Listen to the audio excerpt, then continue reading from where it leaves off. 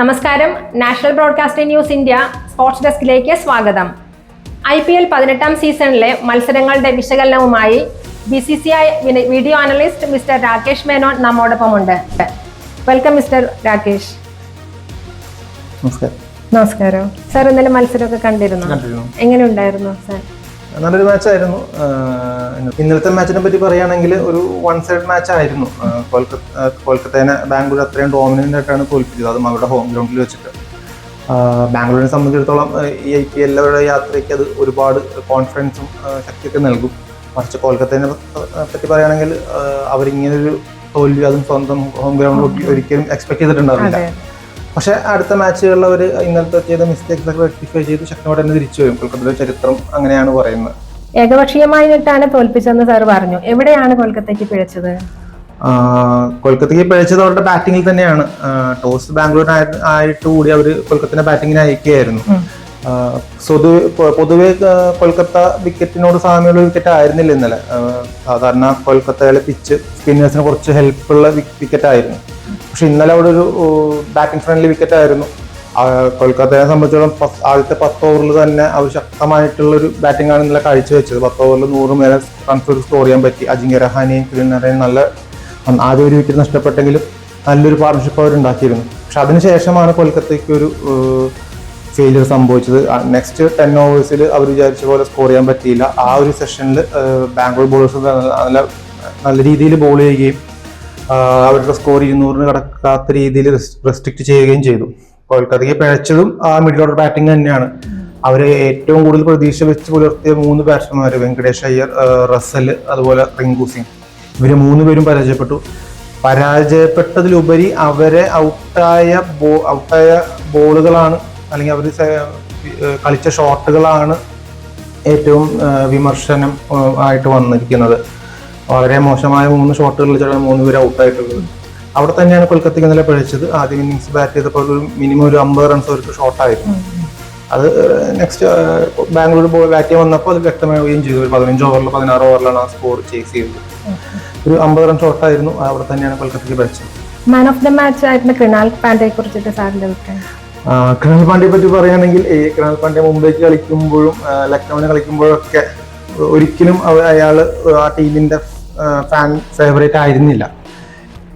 സ്വന്തം ടീമിൽ കളിക്കുമ്പോൾ പോലും അവരുടെ ഫാൻസ്, ആ ടീമിന്റെ ഫാൻസ് അദ്ദേഹത്തിന് ഡിസേർവ് ചെയ്യുന്ന രീതിയിൽ അദ്ദേഹത്തിന് ക്രെഡിറ്റ്സ് കൊടുത്തിട്ടുണ്ടോ എന്ന് സംശയമാണ്.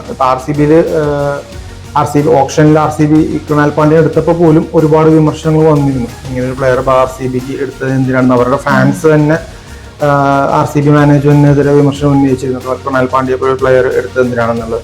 പക്ഷെ അതിനെല്ലാം ഒരു ഉത്തരം അദ്ദേഹം ഇന്നലത്തെ ഒറ്റ മാച്ച് കൊണ്ട് നൽകി. അദ്ദേഹത്തിന്റെ ആ മിഡിൽ 10 to 20th ഓവർ വരെയുള്ള അദ്ദേഹത്തിന്റെ സ്പെല്ലാണ് മാച്ച് ബാംഗ്ലൂരിന് അനായാസമാക്കി ജയിക്കാനുള്ള ഒരു സിറ്റുവേഷനിലേക്ക് എത്തിച്ചത്.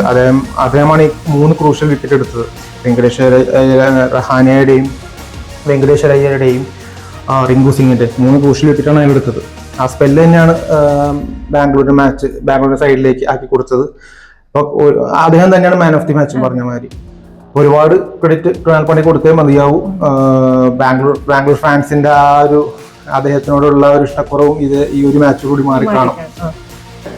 കോഹ്ലിയും സാൾട്ടും അടങ്ങുന്ന RCBയുടെ മുൻകാല ബാറ്റിംഗ് സ്ട്രെങ്ത് വെച്ച് നോക്കുമ്പോൾ എങ്ങനെയാണ് അവരുടെ ഇപ്പോഴത്തെ സ്ട്രെങ്ത്? RCBയുടെ എല്ലാ കാലത്തും RCBയുടെ ഒരു ബാറ്റിംഗ് എന്ന് പറയുന്നത് വളരെ ശക്തമായ ഒരു ബാറ്റിംഗ് നിരയുള്ള ഒരു ടീമാണ് RCB. എല്ലാ IPL-ലും Chris Gayle, Virat Kohli, AB de Villiers തുടങ്ങിയ ഒരു ബാറ്റിംഗ് നിര അവർക്ക് ഒരുപാട് മാച്ചസ് അവർ വിൻ ചെയ്യാൻ സാധിച്ചിട്ടുണ്ട്. ആ ഒരു ബാറ്റിംഗ് ലൈനപ്പ് വെച്ച് കമ്പയർ ചെയ്യുമ്പോൾ ഇപ്പോഴത്തെ ഒരു ബാറ്റിംഗ് ലൈനപ്പ് ഒരു ശരാശരി മാത്രമാണെന്നാണ് എൻ്റെ ഒരു പേഴ്സണൽ അഭിപ്രായം. വിരാട് കോഹ്ലി ഉണ്ട്, രജത് പട്ടിദാർ ഉണ്ട്, ഫിലിപ്പ് സാൾട്ട് ഉണ്ട്. ഇവർ ഉണ്ടെങ്കിൽ കൂടിയും ABD, കോഹ്ലി, ഗെയിൽ ആ ഒരു ബാറ്റിംഗ് ലൈനപ്പിന്റെ ഒരു ഫയർ പവർ ഈ ബാറ്റിംഗ് ലൈനപ്പിന് പേപ്പറിലെങ്കിലും അറ്റ്ലീസ്റ്റ് ഇല്ല. ബട്ട് ഇന്നലെ അവരതിന് വിപരീതമായിട്ട് വളരെ അത്യുജ്വലമായിട്ടാണ് ബാറ്റ് ചെയ്തത്. അവരുടെ ഫയർ പവർ എന്താണെന്ന്, അവരുടെ ബാറ്റിംഗ് സ്ട്രെങ്ത് എന്താണെന്നുള്ള ഒരു വ്യക്തമായിട്ട് കാണിച്ചു തന്നു. ബട്ട് സ്റ്റിൽ ഞാൻ ഇപ്പോഴും പ്രതീക്ഷിക്കുന്നത് കഴിഞ്ഞ കാലങ്ങളിലുള്ള ഒരു RCBയുടെ ബാറ്റിംഗ് ലൈനപ്പിലുള്ള ഒരു സ്ട്രെങ്ത് ഈ ബാറ്റിംഗ് ലൈനപ്പിൽ ഇല്ല എന്ന് തന്നെയാണ്. ബട്ട് അത് കുറച്ച് പോസിറ്റീവ് സൈഡിലേക്ക് നോക്കുകയാണെങ്കിൽ അവരുടെ ആ ഒരു എക്സ്പ്ലോസീവ് ബാറ്റിംഗ് സ്റ്റൈൽ തന്നെയാണ് ഇമ്പോർട്ടന്റ് മാച്ചസിൽ അവർക്ക് ബാക്ക് ഫയർ ചെയ്തിട്ടുള്ളത്. അവർ ആ ബാറ്റിങ്ങിന് ശക്തി വെച്ചിട്ട് ബാക്ക് ചെയ്തു. ബട്ട് ഇമ്പോർട്ടൻറ്റ് ക്രൂഷ്യൽ മാച്ചസിൽ ആ ബാറ്റിംഗ് ലൈനപ്പിന് ഒരു പെർഫോമൻസ് പ്രൊവൈഡ് ചെയ്യാൻ പറ്റിയില്ല. അങ്ങനെയാണ് അവർ പലപ്പോഴും നോക്കൗട്ട് മാച്ചസിൽ പോയിട്ടുള്ളത്.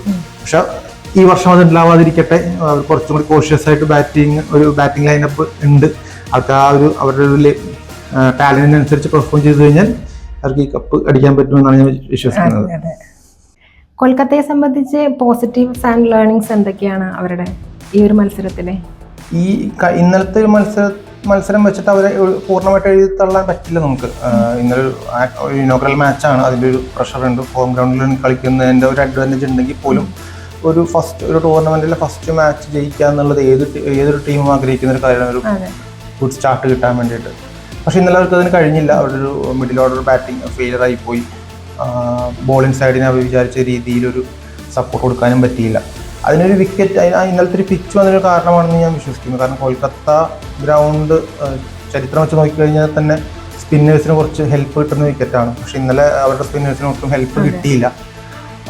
വളരെ മോശമായിട്ടാണ് അവർ ബോൾ ചെയ്തതെങ്കിൽ കൂടി ഒട്ടും ഹെൽപ്പ് അവർക്ക് ഇന്നലെ സ്പിന്നേഴ്സിന് കിട്ടിയില്ല. അത് തന്നെയാണ് ഇന്നലെ അവർ ഇത്രയും ഒരു കൺവിൻസിംഗ് ആയിട്ട് അവർക്ക് തോൽക്കാനും കാരണം. ആൻഡ്രെ നോർച്ചെ എന്നൊരു ഫാസ്റ്റ് ബോളർ അവർക്ക് ടീമിൽ ഓൾറെഡി ഉണ്ട്. ഇന്നലെ കളിപ്പിച്ചിട്ടില്ല, അതെന്താണ് കാരണം എന്ന് എനിക്കറിയില്ല.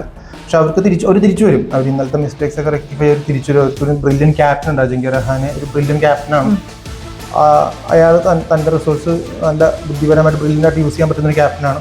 നെക്സ്റ്റ് മാച്ചുകളിൽ അവർ തിരിച്ചു വരും, ഇന്നത്തെ മിസ്റ്റേക്സ് എല്ലാം തിരുത്തി. ഇന്നത്തെ മത്സരമായ രാജസ്ഥാന്റെയും ഹൈദരാബാദിന്റെയും മത്സരത്തെക്കുറിച്ച് സാറിന് എന്താണ് പറയാനുള്ളത്? ഇന്നത്തെ ആദ്യത്തെ മത്സരം തന്നെയാണ് ഹൈദരാബാദ് രാജസ്ഥാൻ മാച്ച്. അത് കേരള ക്രിക്കറ്റ് പ്രേമികൾ വളരെ ആകാംക്ഷ കാത്തിരിക്കുന്ന ഒരു മാച്ച് കൂടിയാണ്. കാരണം കേരളത്തിൻ്റെ സഞ്ജു രാജസ്ഥാൻ ക്യാപ്റ്റനാണ്.